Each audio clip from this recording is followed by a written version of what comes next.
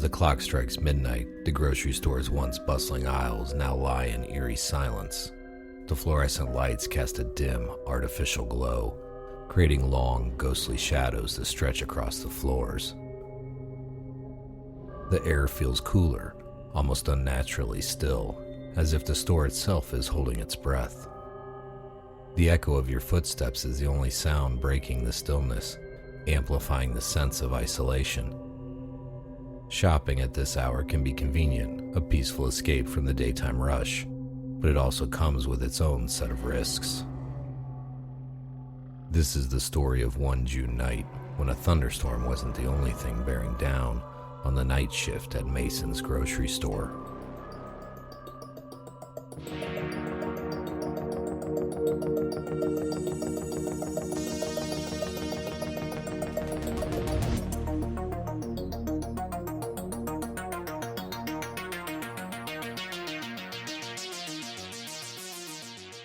Mason's grocery store had always been a quiet place, especially at night. Nestled in the suburbs, the store served as a beacon of convenience for late-night shoppers and those who had forgotten a crucial ingredient for dinner. Tonight, however, the usual calm was replaced by a brewing storm. Thunder rumbled in the distance, and rain pelted the metal roof and windows with a relentless rhythm. The fluorescent lights inside flickered occasionally, adding an eerie atmosphere to the otherwise mundane grocery store. The store itself was a relic from the 1990s, with outdated signage and aisles that seemed to stretch on forever. Shelves were packed with products, each meticulously arranged.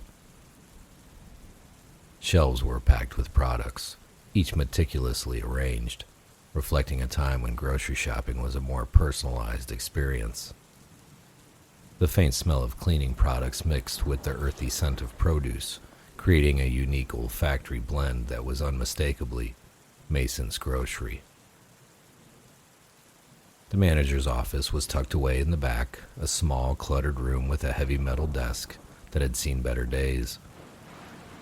Papers were strewn across it, and an old 4-line phone sat on one corner, next to a small lamp that cast a dim light. The office had a single exterior window overlooking the parking lot, allowing Stu to keep an eye on employees and customers alike. The stockroom itself was a labyrinth of shelves and boxes, stacked high with inventory waiting to be unpacked. The fluorescent lights above flickered intermittently, casting shadows that danced across the walls. The concrete floor was cold and hard, and the air was filled with the faint hum of the refrigeration units. Out on the main floor, 2 cashiers were working the late shift. Laura, a young woman with a friendly demeanor, stood at register 1. She chatted with the few customers who braved the storm for their late-night shopping. The other cashier, Marge, was an older woman who had worked at Mason's for over a decade. She was quieter, her eyes always scanning the store with a practiced vigilance, and only a few years away from retirement. At 1 a.m., the store was nearly empty, save for a handful of shoppers. A young couple perused the cereal aisle, debating between brands. An elderly man pushed a cart slowly through the produce section, inspecting each item carefully. The intermittent sound of items being scanned and bagged at the registers punctuated the otherwise quiet store. Stu Collins, the store manager, had joined Mason's Grocery only 6 months ago. Despite being relatively new, he quickly established himself as a punctual and composed leader. Stu had a rugged look with graying hair and a stern face that rarely broke into a smile. Although he was respected for his professionalism, there was something about him that kept his employees at a distance. Ricky, a stock boy in his late teens, was working the night shift. He was a curious and observant young man, often daydreaming about adventures far removed from the aisles of Mason's Grocery. He couldn't help but notice Stu's peculiar behavior and the way he kept everyone at arm's length. The thunderstorm had reached its peak when Stu returned from his lunch break.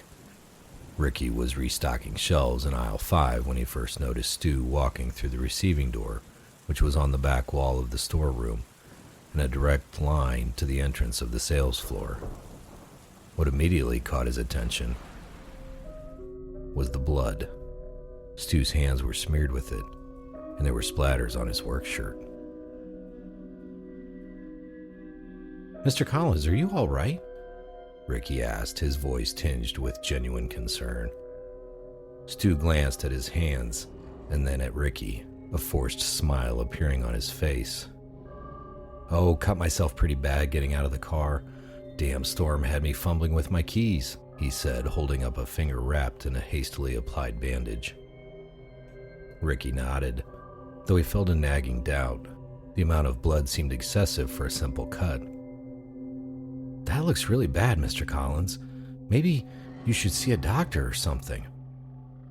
Stu shook his head, his expression tightening. "No, Ricky, it's just a little cut. I've had worse. I just need to clean up and get back to work." Ricky hesitated. "If you say so, sir. Do you need any help with anything?" No, Stu replied quickly, almost too quickly. "Just get back to your stocking. I'll be fine." As Stu walked past Ricky, heading towards his office, Ricky couldn't help but notice the way Stu's hand trembled slightly. Something about his demeanor seemed off. Ricky watched him disappear into the office, the door closing with a soft click.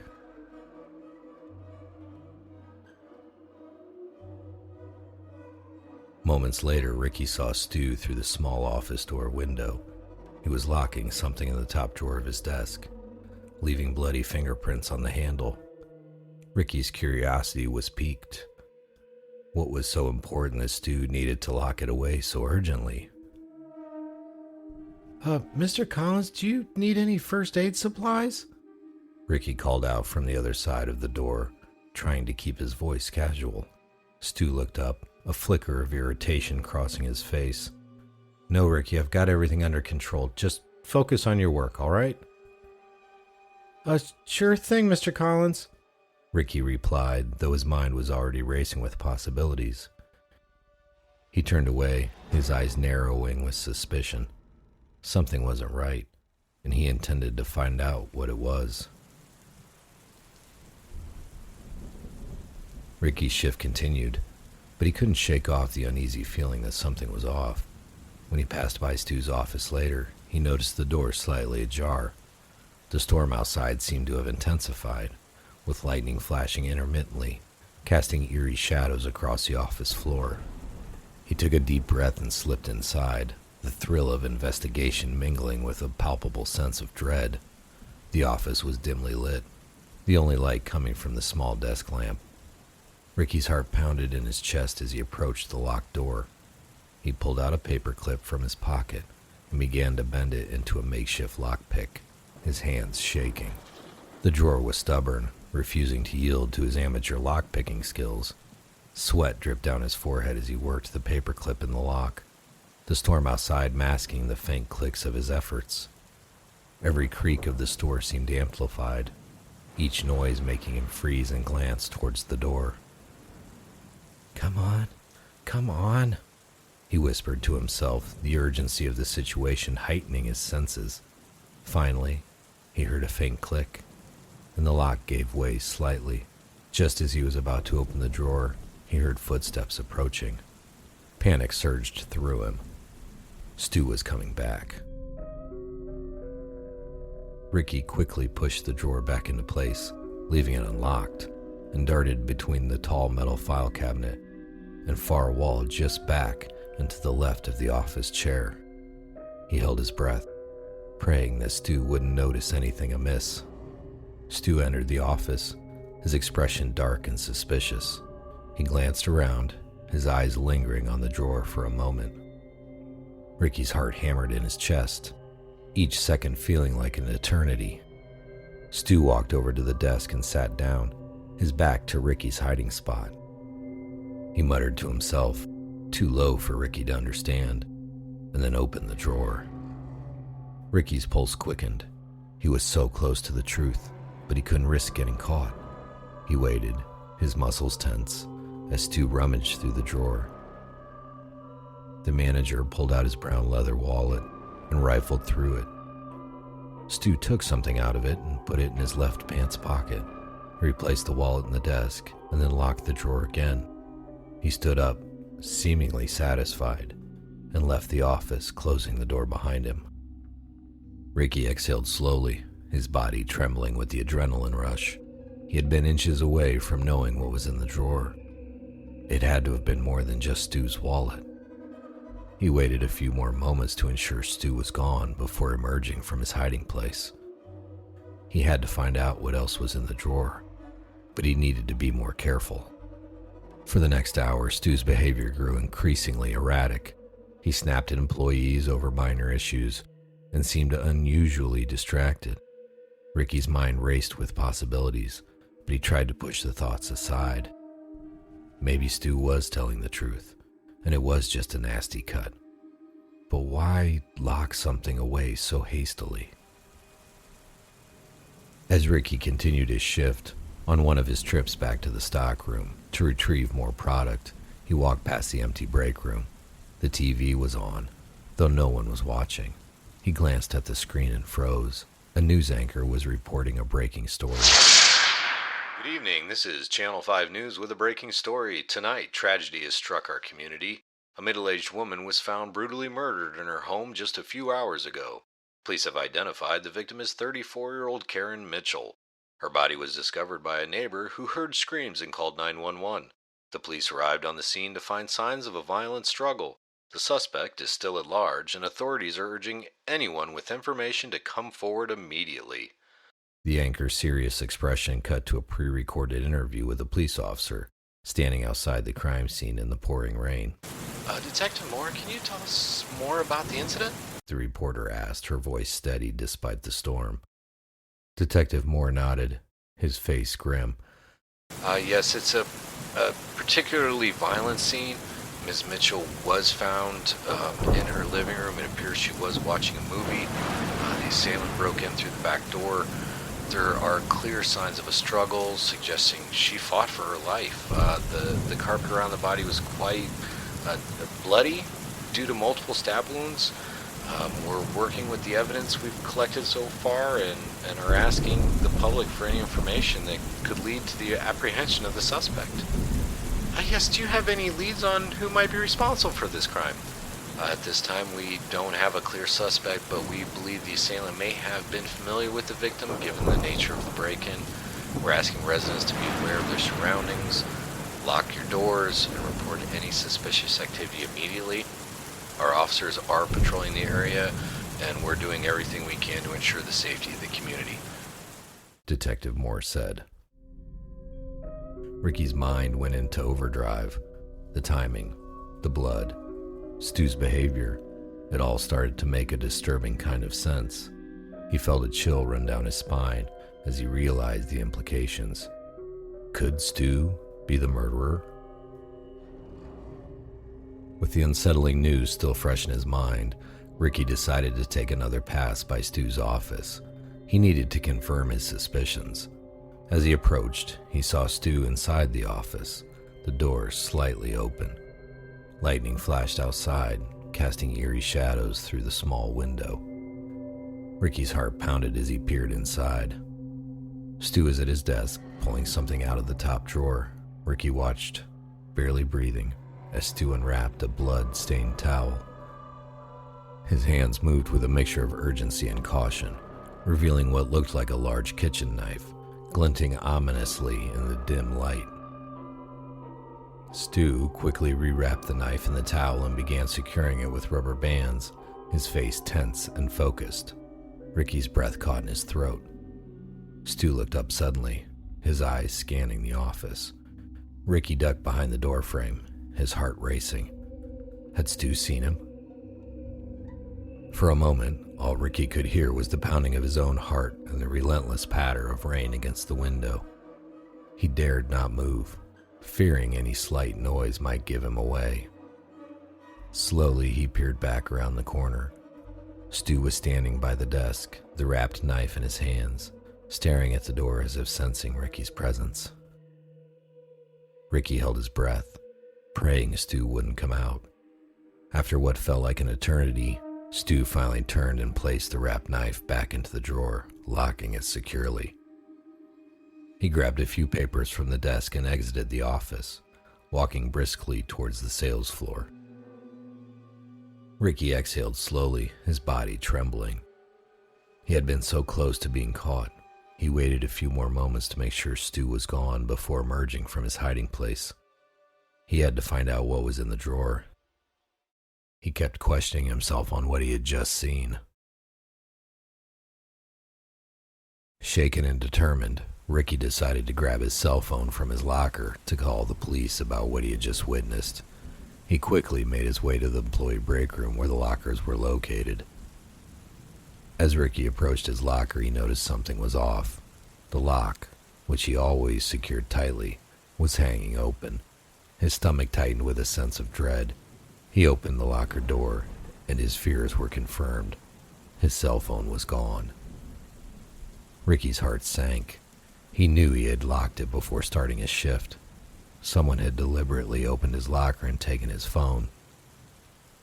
He had a sinking feeling that it was Stu, trying to prevent him from communicating with the outside world.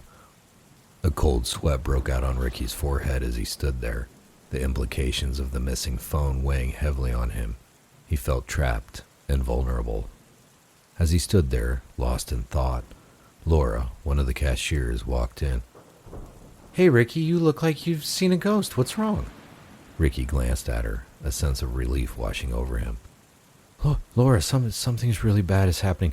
I think Mr. Collins is..." Ricky was about to explain when he heard footsteps. He turned and saw Stu walking past the break room, his eyes locking with Ricky's for a brief moment.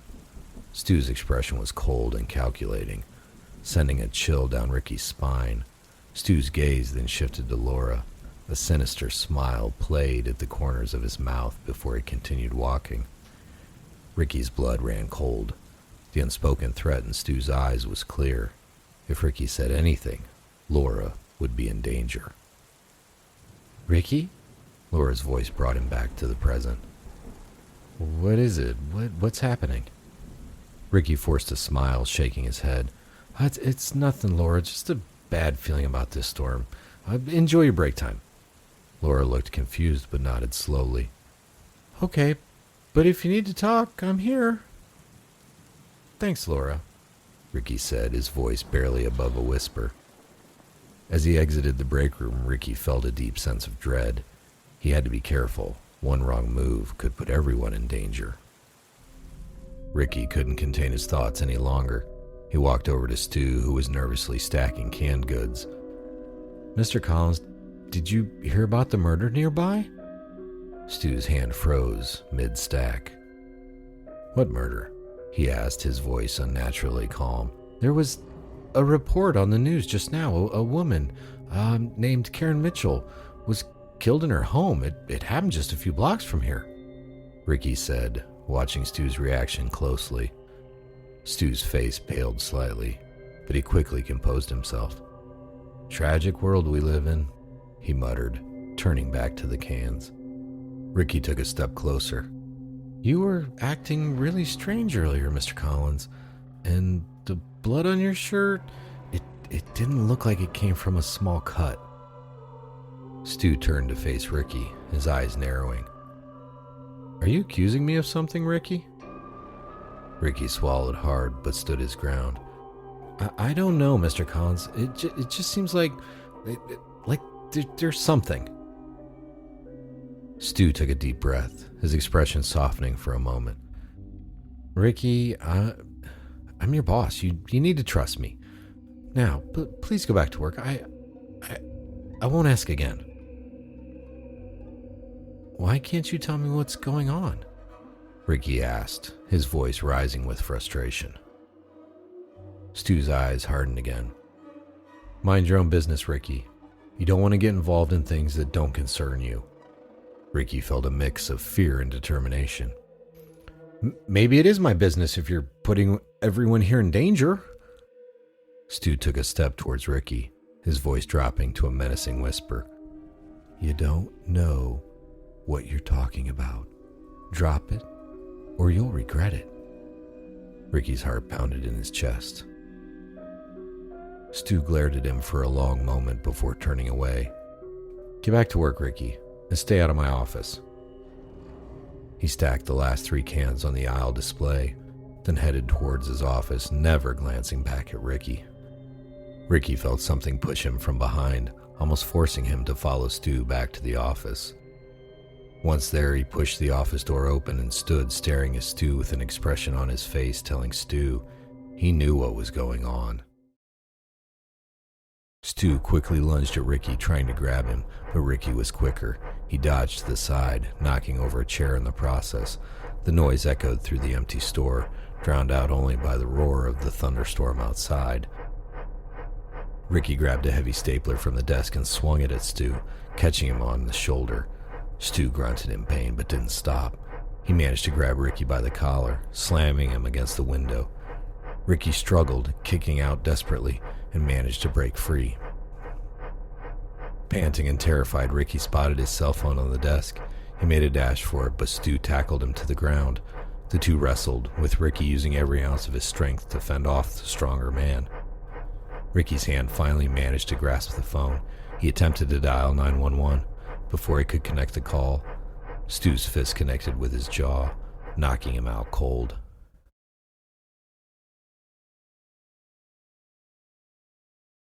When Ricky came to, his vision was blurry, and his head throbbed with pain. He saw Stu standing over him, the blood-stained towel in his hands. With a slow, deliberate motion, Stu unwrapped the knife, the blade glinting menacingly in the dim light. "You should have stayed out of this, Ricky," Stu said, his voice eerily calm. "Now, I have to take care of you too." Ricky tried to move, but his body felt heavy and unresponsive. Stu raised the knife, and Ricky could see the cold determination in his eyes. "I watched her, you know," Stu began, his voice low and almost conversational. "Karen Mitchell. She used to shop here every week. Oh, she was so predictable, always at the same time, buying the same things." Ricky's eyes widened in horror, but he couldn't speak. "I followed her home tonight," Stu continued, his eyes glazing over as he recounted the events. "I waited until she was settled in, watching her favorite movie, and getting ready to eat the snacks that she had bought here at the store just tonight before my lunch break." Just as Stu was about to strike, the office door burst open and police officers stormed in, their guns drawn. "Drop the knife, hands in the air," one of them shouted. Stu froze, the knife still poised above Ricky. He hesitated for a moment, but then let the knife clatter to the floor and raised his hands. The officers quickly moved in, cuffing Stu and pulling him away from the young stock boy. After securing Stu, the police began to thoroughly search the premises. They quickly found the wallet belonging to Karen Mitchell in the top drawer of Stu's desk. Further investigation led them to Stu's car, parked just outside the store. In the trunk of the car, they discovered a chilling array of evidence. Among the items found were possessions belonging to Julie Thompson and Sandra Baker. Julie, a 29-year-old schoolteacher from Georgia, had gone missing after staying late at school. Her disappearance baffled the community, and her ID, along with several personal items, was found in Stu's car. Forensic evidence strongly suggested Stu's involvement in her likely murder.